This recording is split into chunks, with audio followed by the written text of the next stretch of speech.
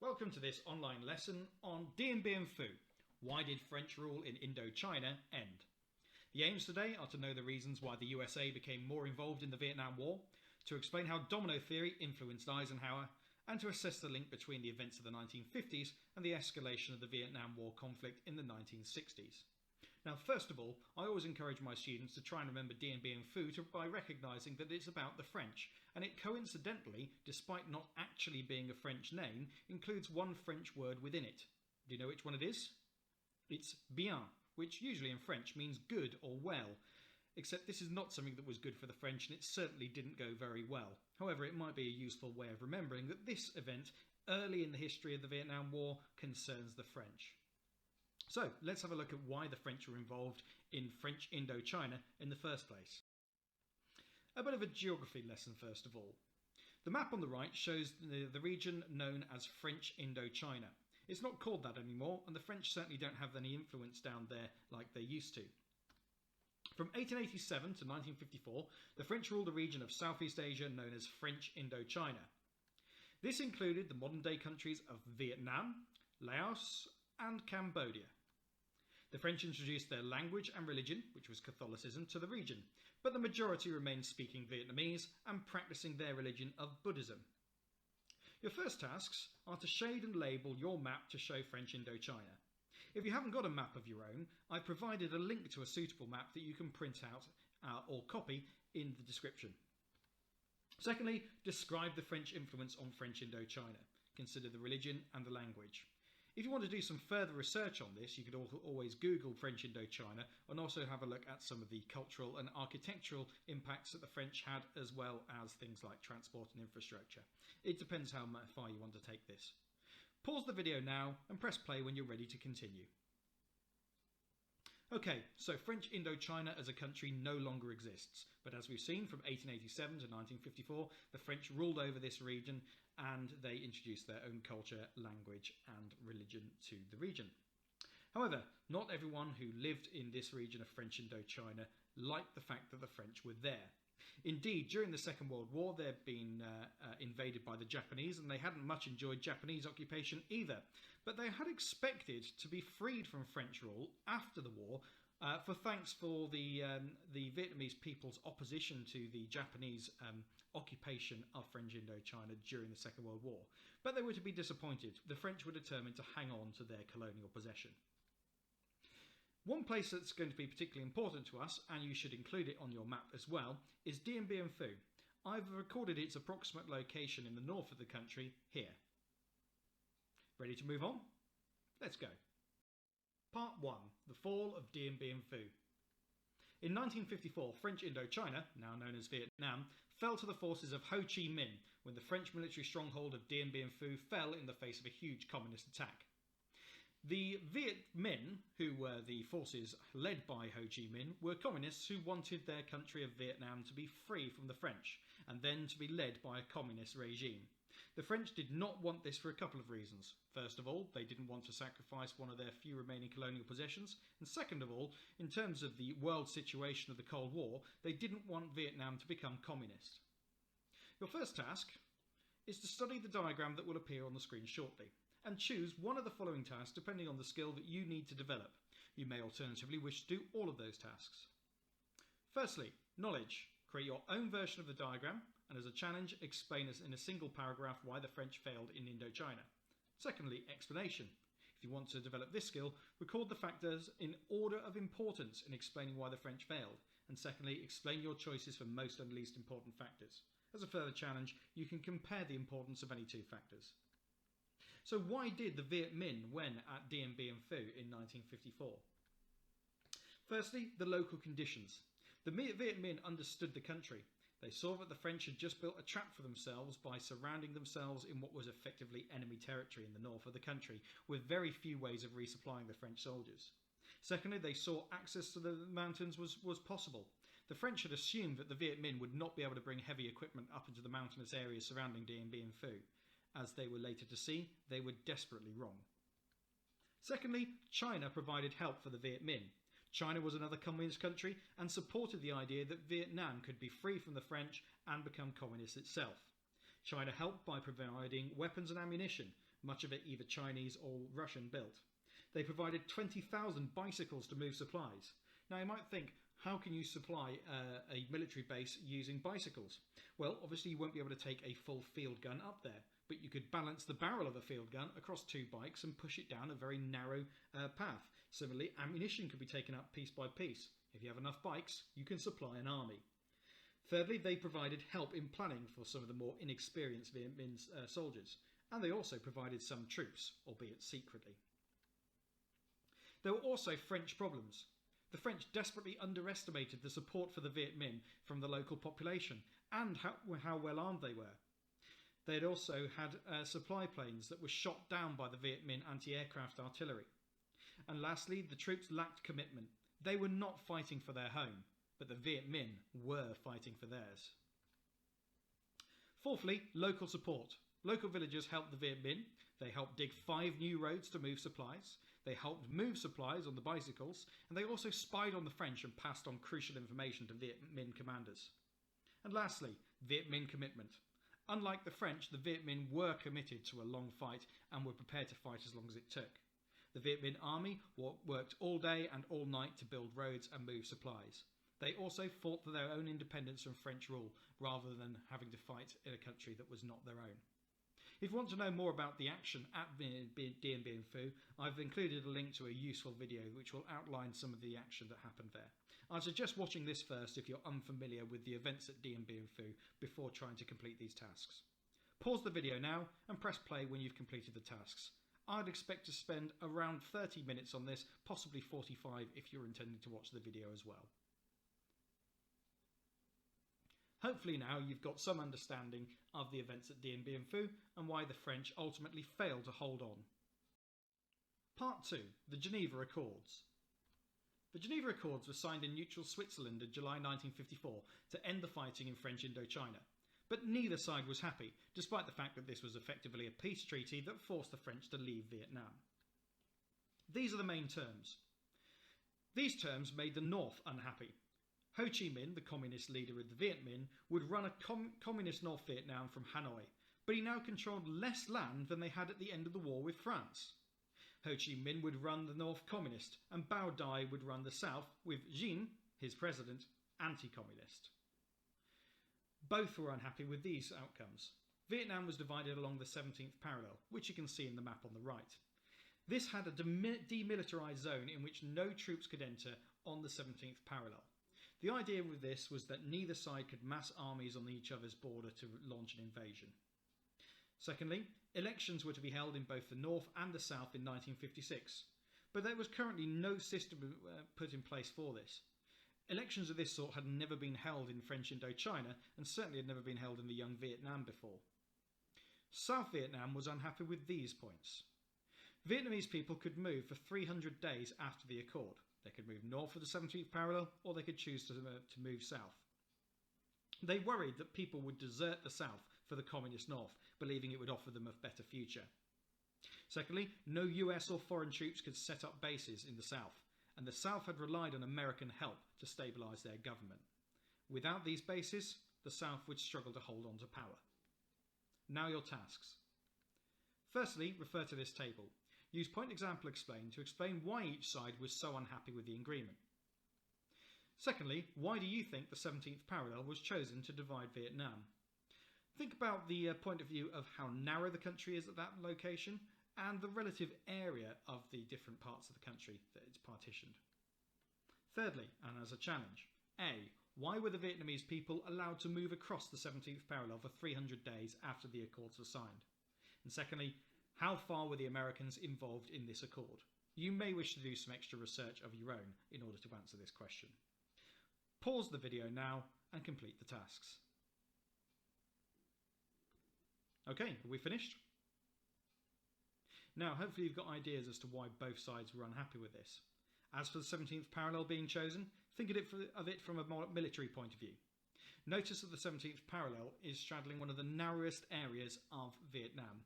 This would make a wide and broad advance over that line by either side very difficult and militarily tricky. Another reason is because although North Vietnam looks a bit smaller, it is quite a bit wider at the top. And so north of the 17th parallel, North Vietnam is a very similar size to the much bigger looking South Vietnam. Moving on. Another bit of a geography lesson now. North and South Vietnam are shown in the map to the right. It would be useful if you can to get another copy of the map that I linked earlier. If not, you could have a go at drawing it. Following the Geneva Accords, the countries of Laos and Cambodia were created, as well as North and South Vietnam. Cambodia is shown in green, and Laos is shown in blue. Vietnam was split along the 17th parallel into the Democratic Republic of Vietnam, that's the formal name for North Vietnam, which was run along communist lines by Ho Chi Minh, and the Republic of Vietnam, this is South Vietnam, shown in yellow, which was run along non-communist lines. Your tasks. Add the 17th parallel to your map. Then shade and label the countries on your map. Thirdly, why might dividing Vietnam in this way lead to fighting? Pause the video now, and when you're ready, move on. Okay, so it looks like we are ready to move on. Well, why would dividing Vietnam in this way cause fighting? Consider that the Vietnamese very often didn't want the country to be divided at all. They either wanted all of it to be run along Western non-communist ways, or they wanted all of it to be run along communist ways. Consider as well that this has got the potential for a civil war. If the country is divided along two different lines and two different ways of running the country, you may envy the way that the other side runs their part of the country and wish to fight to make your side of the country more like it. Essentially, this is a perfect recipe for further conflict in Vietnam, despite the best efforts, particularly by the Americans, to try and prevent it. Why were the Americans so interested? Well, that we'll come on to now. Oh, before we move on though, note down where Hanoi is. This is the capital of North Vietnam, and Saigon is the capital of South Vietnam. Part 3. Domino Theory. In the top right we can see a photograph of Dwight D. Eisenhower. Eisenhower was President of the United States during the era of Dien Bien Phu and for much of the rest of the 1950s. Eisenhower was a very respected man with a military background. He had been the leader of the Allied Expeditionary Force in D-Day in World War II and had been one of the most popular and influential commanders of that war. This has made him famous, but it also gave him the leadership skills to be the American president too, or at least that's what the American public believed when they voted him in. Domino theory is one of the big reasons why the USA became more involved in Vietnam. President Eisenhower feared the spread of communism from one country to another in Southeast Asia, so he acted to stop it. Check out the cartoon in the bottom right. Here we can see a Viet Cong fighter, the Viet Cong being the rebels in South Vietnam who were communist and wanted the whole of Vietnam to be communist, pushing over a domino. This represents Vietnam becoming communist. It was feared that if Vietnam became communist, then Laos would follow, then Cambodia, then Thailand, Burma, India, Bangladesh, and so forth. It was even feared that if domino theory spread, it could in fact take over the world and even the United States would end up communist. An idea that might seem ridiculous now, but was a genuine fear of many people back in the 1950s. Your task then is simply to create your own definition of domino theory. Perhaps you could draw a little cartoon of your own to help remind you of this. Pause the video now and press play again when you're ready to move on. Ready? I wonder if you drew a little diagram. Well, either way, we're going to see now why the Americans were so interested in preventing Vietnam from being communist. Have a look at this painting of an aircraft flying over Dien Bien Phu during the French battle with the Viet Minh. This aircraft is dropping supplies on the French troops down below. This was a very common way of resupplying the troops at Dien Bien Phu after they had been completely cut off from the rest of the country by the Viet Minh who surrounded them. The aircraft itself is surrounded by the puffs of anti-aircraft fire, and it looks like the anti-aircraft fire has found its mark. Notice that the left engine has caught fire, the propeller stopped, and oil streaks back over the fuselage boom. Notice the damage to the tail also. This is an aircraft that's in desperate trouble. But why am I showing you this picture? Well, have a look at the left wing, or the port wing as a pilot would call it. That's got the three colours of the French Air Force roundel, red with blue in the middle, the colours of the French flag. And yet there's little sign of two rectangles that have been overpainted next to it. This might seem a little suspicious. Now have a look at the right hand wing. It says USAF, or at least it used to before it had been crudely overpainted with orange paint. USAF stands for United States Air Force. This is a Fairchild C-119 boxcar transport plane.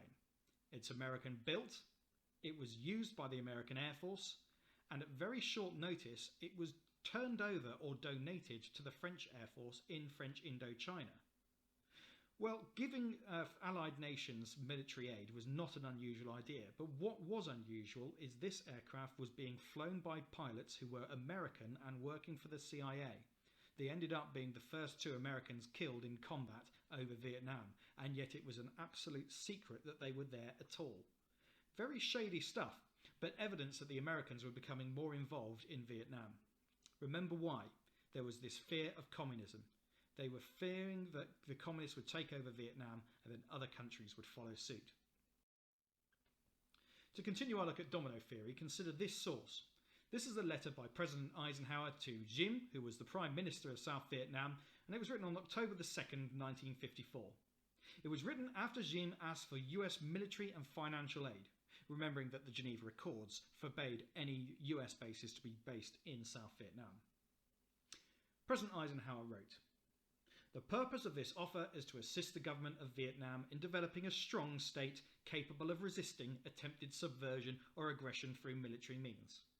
The government of the United States expects that this aid will be met by performance on the part of the government of Vietnam in undertaking needed reforms. It hopes that such aid, combined with your own continuing efforts, will contribute effectively toward an independent Vietnam, with a strong government." So what is Eisenhower on about here?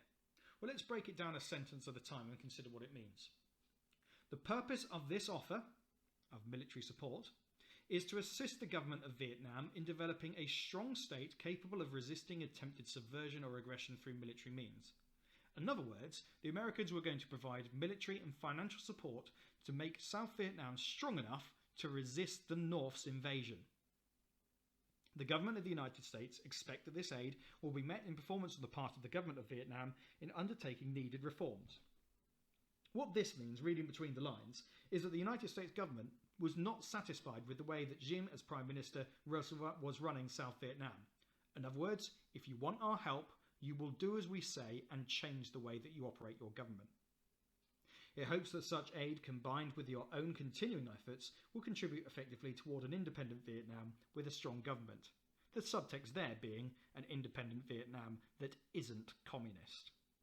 So despite this being a very politely worded letter, essentially it is saying, we will help you, but you must change the way you run this country, and we're doing it to prevent you becoming communist.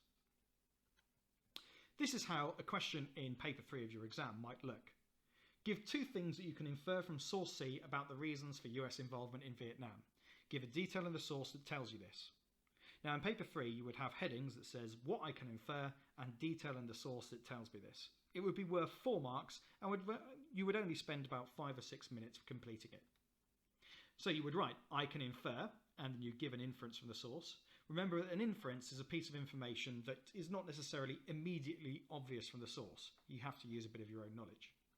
The detail in the source that tells me this, well at that point you choose a quote from the source that shows what you mean. Have a go at this question now, and again, you will want to only spend about 5 minutes doing it. Pause the video now. Okay, how did you get on? Well, let's have a look at an example answer. Here's the source again. I can infer that the US government would help the South against the North. The detail in the source that tells me this is that it says, assist the government resisting attempted subversion or aggression, referring to the North. Now, it doesn't actually say anything about the North in the letter, but I'm using my own knowledge there to understand that. I can infer that the US government wanted Diem's government to change in return for help. The detail in the source that tells me this is where it says that this aid will be met with needed reforms, referring to the need for Diem's government to change. So, compare that to your answer, and pause the video while you make any necessary adjustments to bring it up to full marks. Done? Let's move on. In this task, we'll have a look at the USA's gradual approach to becoming involved in the Vietnam War. This task will take a little bit longer than other tasks that we've done so far, so be prepared for that. You will need either a piece of graph paper or a large piece of A3 paper on which to draw your graph. You should prepare this first before proceeding. You'll need to include the years 1954 to 1964 on a timeline, which should be at the bottom of your graph. Of course, mathematicians call this the x-axis. A scale of 4 centimetres equals 1 year will allow you to plot multiple events in certain years. For example, in 1954 there are several events which you will need to include in order. It's not absolutely vital that you do this to scale, but it would be useful to have enough space. The y-axis of your graph, going upwards, shows the significance of each event in making the USA more embroiled in war in Vietnam. The bottom end of the scale suggests that there is no US involvement at all. As a bit of a hint, it is unlikely that these events mean that there will be no involvement, but it gives you a sense of comparison. At the top is at war. Effectively, your last event, whenever that is, in 1964, should be at this level, when the USA was fully involved in Vietnam. In between, it's up to you to decide how close to war the USA is at any given point. Certain events may suggest that the USA has got further away from war. Others might suggest that they have got closer, but you must consider the effect of earlier events in coming to your decisions. The easiest way of doing this is to record just event 1, event 2, event 3 and so forth on the correct locations on your graph, and then make a note elsewhere, perhaps to the side of it on a piece of paper, as to what that event is. It takes a bit of practice, but it's a useful way of showing both the chronology, or time order that things happen, and then the gradual development and how each event builds on yet another event in order to make the United States closer to war. Let's consider how this might look. So for the first stage, 1954 to 1956. On your graph, record the following events to show how far the USA was involved in the fighting and government of Vietnam. What represents might represent a peak in US involvement. Look for any that give a particular spike on your graph. And as a challenge, explain how those events reflect Eisenhower's belief in domino theory. So here are those events. March 1954. France and the Vietnamese began fighting at Dien Bien Phu. 80% of the French costs were paid by the USA. Where will you plot that on your graph? Well, it should go at the start of 1954, because it's in March, and then you can decide how significant American involvement is there. The second event, May 1954. Make sure that you plot that roughly halfway between 1954 and 1955 on your graph. The USA refused to help the French militarily. Does this show that the USA had not got any more involved, in which case it should be at the same level as event 1? Or is it more involved, or is it in fact less involved? I'll leave that up to you. Then July 1954, the USA joined in negotiations but refused to accept the Geneva Accords. October 1954, Eisenhower promised to support the South Vietnamese government. And in October 1955, US officials assisted with South Vietnamese elections. And in July 1956, Dien refused to hold elections, and the USA supported him in doing this. The reason, by the way, that he refused to hold those elections is because he knew he would lose, and worse still, the communists were most likely to win. Plot these events on your graph now, note them down, and then press play when you are ready to continue. Pause now. Done? Right, well that's the first section of US involvement in Vietnam, from between the French fall at Dien Bien Phu to those early refused elections. On to the next stage. Now for the next stage, US involvement 1960 to 1964. On your graph, record the following events to show how far the USA was involved in the fighting and government of Vietnam. What events represent a peak in US involvement and why? And as a challenge, explain whether or not you believe that these events suggest that Kennedy would have escalated the war like Johnson did in 1964. I've got another video on Johnson's escalation of the war in the Gulf of Tonkin incident if you want to watch that as well, but you should be able to make a judgment just from the information here. November 1960. The USA urged Dien to be more democratic after an event to overthrow him. This attempt to overthrow him failed, but largely with American support for Dien, propping him up if you like. January 1961, President Kennedy began sending military advisors to Vietnam. They were there to teach the South Vietnamese government how to run their military more effectively. January 1962, the Strategic Hamlets Program. 800 US Green Berets, these are special forces who work as engineers, helped to set up hamlets. Strategic hamlets were settlements where South Vietnamese people could be moved to be safe from the Viet Cong rebels. They were very unpopular, but the importance here is that the USA are actually sending special forces soldiers to help build them.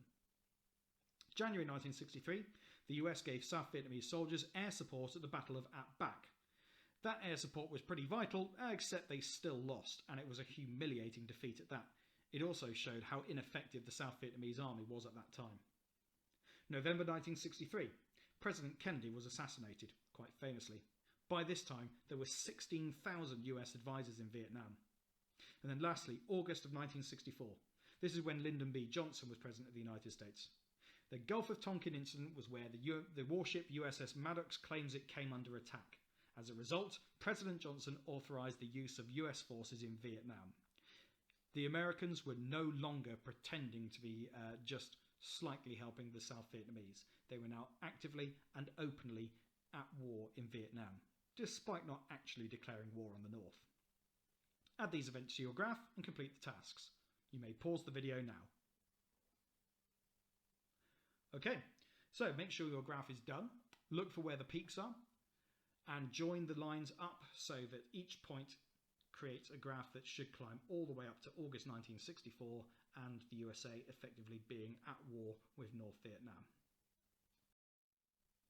We're going to finish today with another piece of exam technique. You won't get any new content from this, but it will be a good opportunity to practice some source-based questions which you'll encounter in paper 3. Here's the question. How useful are source A and source B as evidence for an investigation into the reasons the USA got involved in the Vietnam War? Now this would carry 8 marks, some of which are for your knowledge, but the majority of which are for AO4, your source evaluation. Now when we're talking about usefulness, we're really considering what information these sources give us, whether that information is relevant, and whether we can believe the information that it is giving us. Let's consider what the sources are. Source A is a map showing the partition of Vietnam in the Geneva Accords of 1954. This stated no US bases could be built in the south. Remember, any information you're given in the captions you can use in your answer if it is relevant, so always read the caption first. Source B. This is the letter by President Eisenhower to Dien that we studied earlier in the lesson, which was written on October the 2nd, 1954. Consider what was going on at that time by referring to your graphs as well if you find that helpful. Here's how you might go about answering this question. Mention specific examples from both sources. If you only mention one of the sources, you can only get part of the marks. Link examples to real events and knowledge about how the USA got involved. Obviously, the sources are a good starting point to this, but relate these to other examples that you have from your graphs and your own knowledge. Lastly, explain the ways that the sources are useful and ways that they are not useful. This may be based upon examples of information that's maybe relevant or not relevant and how well you believe these different sources. Think about the reasons, for example, these sources were created. Is Eisenhower able to say everything he wants to say in source B? Why is he giving the support to Dien in the first place? Whereas source A is much more factual. It's not giving you opinions, it's just showing you what took place. Does that make it useful or not? Lastly, come to an overall conclusion as to how useful they are. A final word of advice. You will never in the exam be given a source which is not useful. There will always be a use there. It's down to you to unpick what that use is. That said, some sources are more useful than others, and be clear about that. If source A is more useful than source B, say it is and then say why, and the same goes with the opposite. You should spend about 15 minutes on this question, including time to study these sources. Pause the video now and attempt the question. Okay, how did you get on? Well, let's have a look at an example. How useful are source A and source B as evidence for an investigation into the reasons the USA got involved in the Vietnam War? 8 marks. Both sources have some uses for the historian, though source B is more useful than source A. I'll then go on to explain why in my conclusion. Source A shows the 17th parallel, the dividing line between communist North Vietnam and the Republic of Vietnam.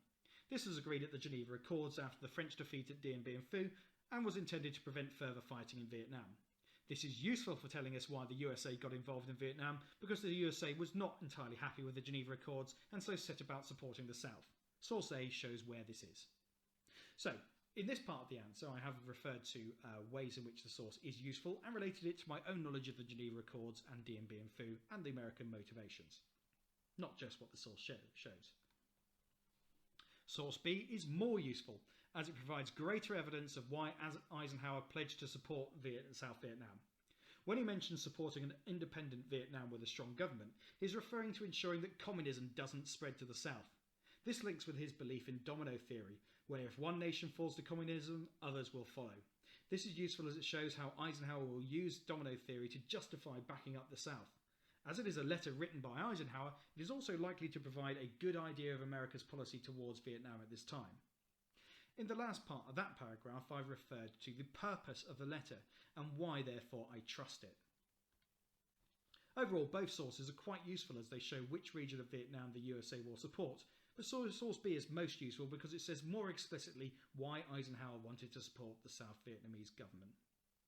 There are probably some improvements that could be made to this example answer.